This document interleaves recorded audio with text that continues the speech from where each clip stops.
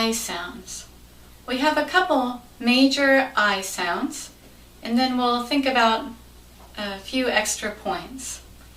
I want to use this diagram to discuss the different sounds that we have.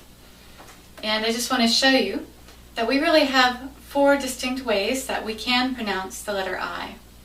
The top 2 are the short I, the sound I, and the long I, the sound I.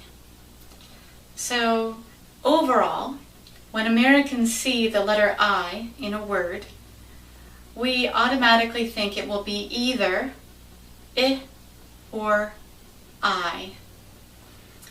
Often we can see that it will be an I sound if there's an extra letter or a more complex spelling.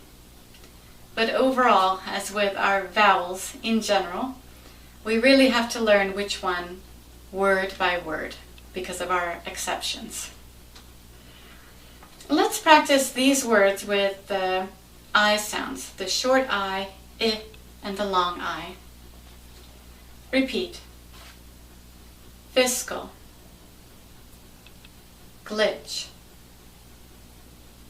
internal, kinetic, light, wire, heighten or heighten, buyer's guide, hype. Okay, so those are our 2 major sounds.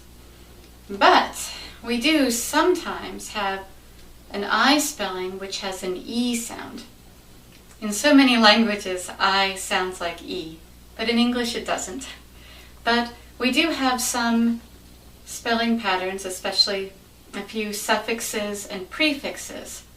Basically, overall, words that are borrowed from other languages, where we do keep this E sound. One very common suffix is the suffix ia, spelling I-A. And with this suffix, we do say that E. However, thinking about this side of our diagram now, Americans frequently shorten even this sound. So sometimes we might say ia, but sometimes we will just say ya. Ya being the Y sound in yes, followed by the schwa. Basically, it's a subtle difference, but we're reducing iya to a single syllable, ya. Let's practice these words in the bottom part of our diagram. Criteria, insomnia, magazine,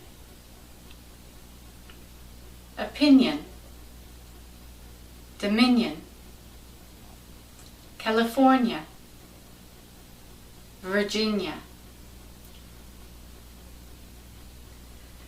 Okay, so let me do just a couple additional points on these sounds.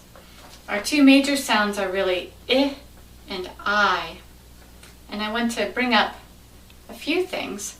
With the sound I, if you're used to I sounding like E, it's a good idea to think of I being close to the schwa sound, because these 2 sounds are very similar in nature. If you try to get it close to you will probably get the sound about right. Another tip is that I is actually lower in pitch. It's slightly lower note by nature than E, which is a higher sound. So if you think low, you can often say I quite well. One more thing with the I sound. I, we often don't learn it this way, but technically it is a diphthong, a double vowel, like the diphthongs oi and ow. Really, I sounds like E. And it is important to hit that E sound at the end. When you say words like time, you have to go I. time. Okay, that completes this lesson on our I sounds.